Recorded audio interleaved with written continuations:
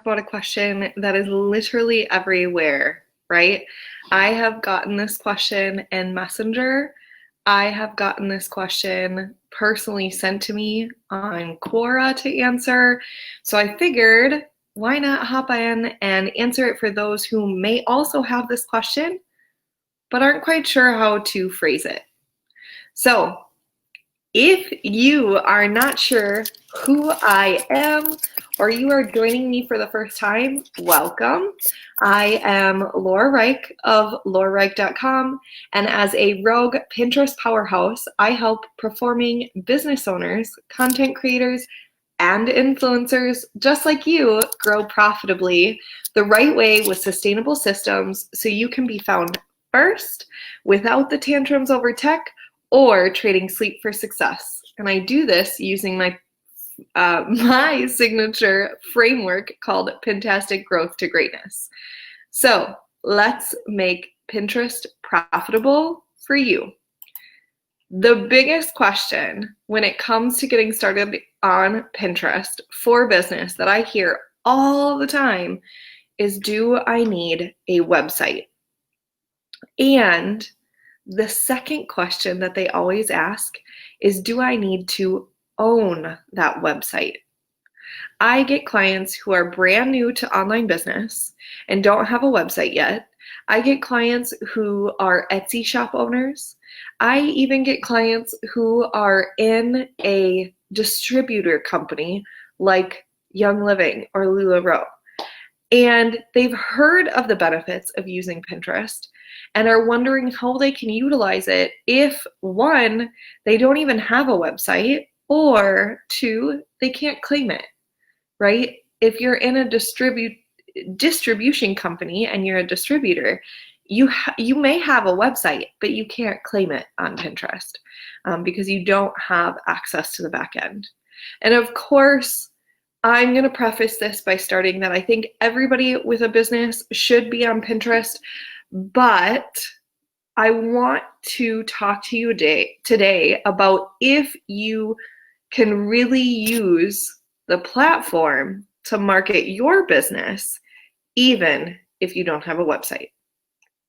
So, is having a website essential to use Pinterest? I want to jump right into that question and give you my unbiased opinion. No, I don't think that it is required that you, or I don't feel like it is required that you need to have a website to be able to make Pinterest work for you. You don't technically need a website to get started on Pinterest to grow your business, but you do need something to drive traffic to. So Pinterest is a search engine essentially, and all you need to make it work is a URL. And so you go through and you create that amazing stellar design. You add the URL to it, you put in your text, and Pinterest drives traffic to it, right? So you can drive traffic to your website, but you don't have to. Anything that you create that has a URL can benefit from a pin. And so I'm going to give you some ideas, but first I want you to tell me in the comments, where do you post content? Do you have a blog? Do you have a landing page? Do you have an email capture form? Do you have a product page? Do you have a YouTube channel or an Etsy store? Do you have an order form? I mean, do you have an affiliate center? Like, there are tons of different places. So list out where you post your content currently online, right? So I'm going to say that here. Your content online right now. So where do you post your content, right? And this can be for anybody. There are people that use LinkedIn posts and Medium instead of having a blog on their website. Totally cool, because both of those have a URL, right? Both of those are going to work for you. So where do you post your content right now online? While we're going through that, here are some ideas that I can give you, right? So you can do traffic to a funnel using an email marketing platform. Like personally, I use ConvertKit. And so ConvertKit provides different forms that you can use in the form of a landing page. You can use those URLs. If you are someone who does video, right, whether it's Facebook Live, YouTube, anywhere, LinkedIn Live now, anywhere that you post those videos or go live or have that video content, you can drive traffic to that. If you're a network marketer, right, we talked about that, you can send them to an order form, to the products, to information that maybe you have. You can have an opt-in or a freebie. Maybe you're using ManyChat or a messenger bot service and you want to get them into your messenger bot. Those provide you landing pages and ways to offer something in exchange. You can do affiliate sales by working on creating pins that lead back to that product. You can work on growing your Facebook group, right? There are tons of things that you can lead back to. The one thing that I want you to think about, though, when you're considering where your content is posted online, is where are those conversations, those sales conversations happening, right? So where are you right now talking to people and you're able to push them down that funnel, that flow, that conversation that turns them into a lead or a sale? If that's happening on your Facebook Lives, then use Pinterest to send them to your Facebook Lives. If that's happening on your Instagram posts, use Pinterest to send them to your Instagram posts, right? So where are you having those conversations right now? Because that's really going to be essential to your marketing plan, right? A lot of people get started using Pinterest to increase their following to other social media platforms, and that's okay. And you may noticed that there are some square pictures on Pinterest. But if you hover over the URL, 9 times out of 10, it's going to say Instagram or it's going to say YouTube. And this means that someone posted by a different individual to lead to Instagram or to their YouTube account or things like that. And so you are sharing those photos essentially and sending that traffic to those profiles, gaining new followers, starting new conversations. And you can really use this to help with other social platforms. But you want to constantly consider what you have and are they all working for you, right? Because you don't want to just start pushing traffic to a platform that's not actually helping grow your business, right? So if your focus right now has been on Instagram and you're doing really well on Instagram and you know that's where the sales are coming from, then why not use Pinterest as like a fuel, right? Fuel that conversation, fuel that traffic. And so that way, then you can have that in your back pocket, so to speak, to effectively use it even without having a blog or things like that. Which leads me into my next thing, right? So how can you use Pinterest effectively without a website, right? How can we use Pinterest effectively without having a website? So we did just go over a couple of different places that you can send them, but what is the strategy behind that? And that's what I was talking about really. Like you want to make sure that you have a consistent strategy to drive to these different places that is effective and that you're tracking the ROI that you're looking to hit, right? And ROI doesn't need to just mean dollars. ROI can be starting those conversations. ROI can be growing the traffic to a certain place so that you can nurture those people into conversations, right? Different things like that. So there are 3 things that I want to really quick cover for you.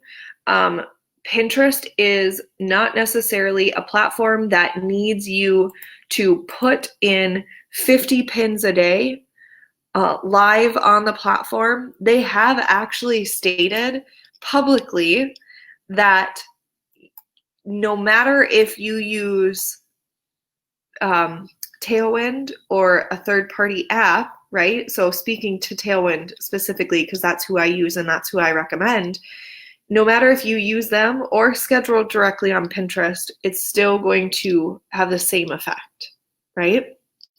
And so you don't have to focus on the quantity, but you have to focus on the quality.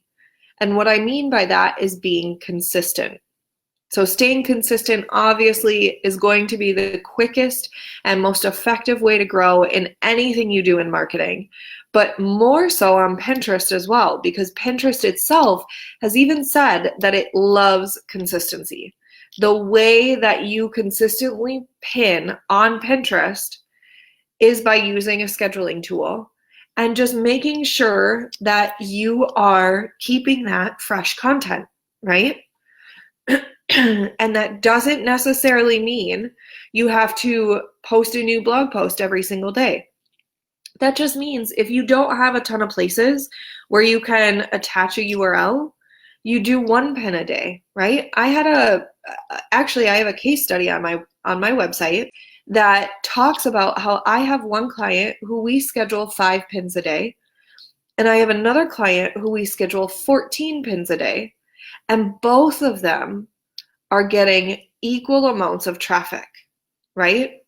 Actually, the person who pinned 5 times a day, because she was so extremely consistent and her quality of her content is so extremely amazing, she's getting just about as much traffic as the other individual who we're posting 14 times a day for. So it really depends on the quality, the consistency, the topic, what you're leading to, things like that.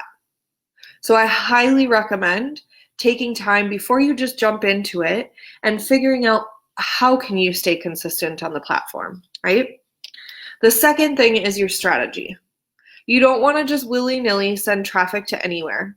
You need to have that strategy. You need to have that structure set up so that you know you are still sitting in the spot that puts you in the best possible area to be able to grow your business, right? And so Pinterest, we know, can drive traffic to any content, but you want to focus on what is your end game? What are you trying to use Pinterest for, essentially, as a bigger picture, right?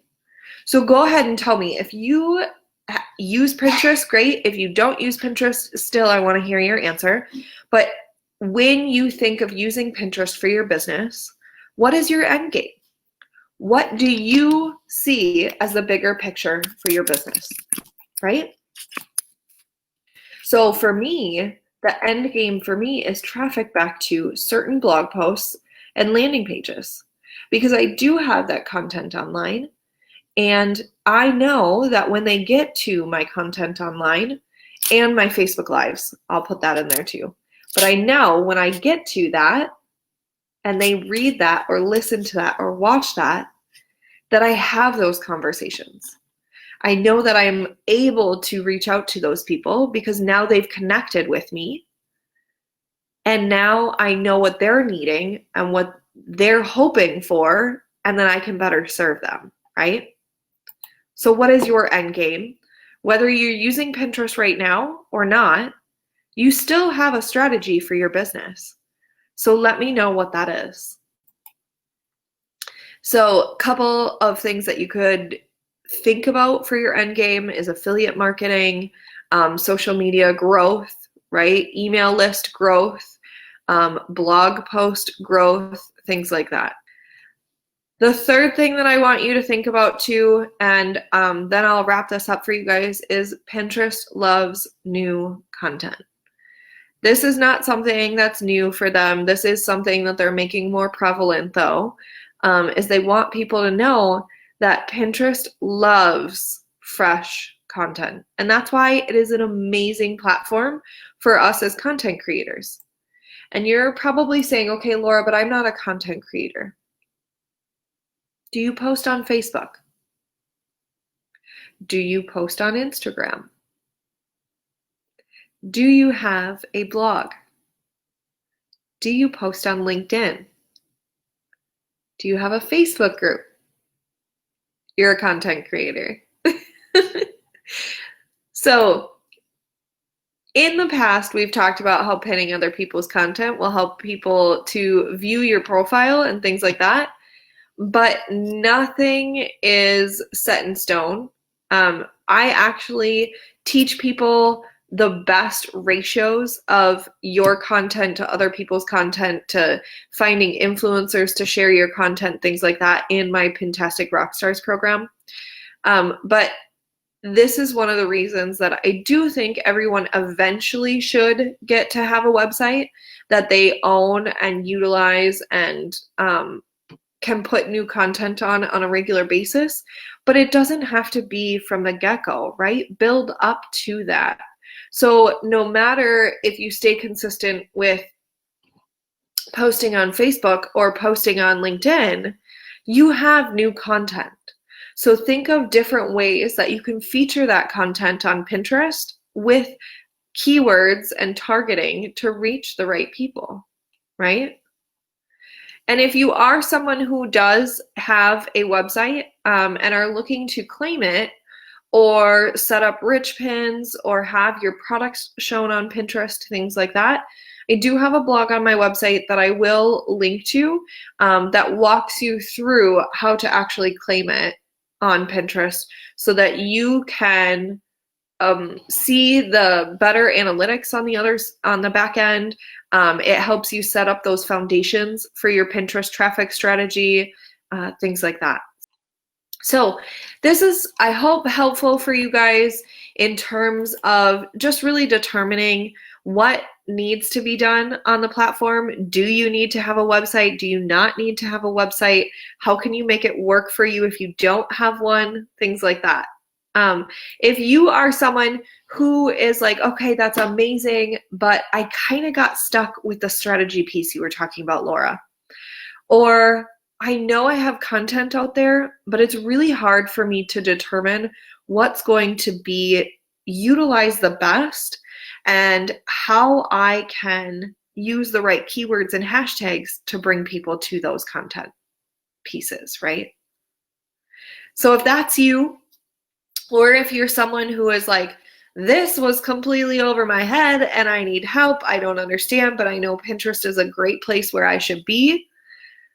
And I will send you the information of my upcoming masterclass.